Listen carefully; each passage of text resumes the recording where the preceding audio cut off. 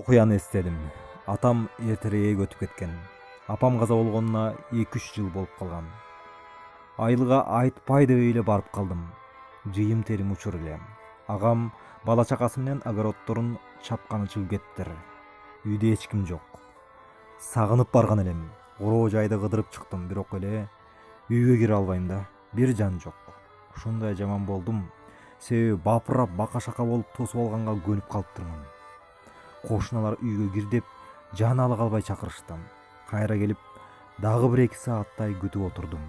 Анан чоң жолго чыгып, ыйлап алып райборбордогу эжемдикине кетип калганым азыр да эсимде. Анда бир 30дан ашып калгам. Чоң эле киши болуп калган учурум эле. Айылдын касиети ушундай. Ата-эне бала үчүн ушундай бир баа жеткис.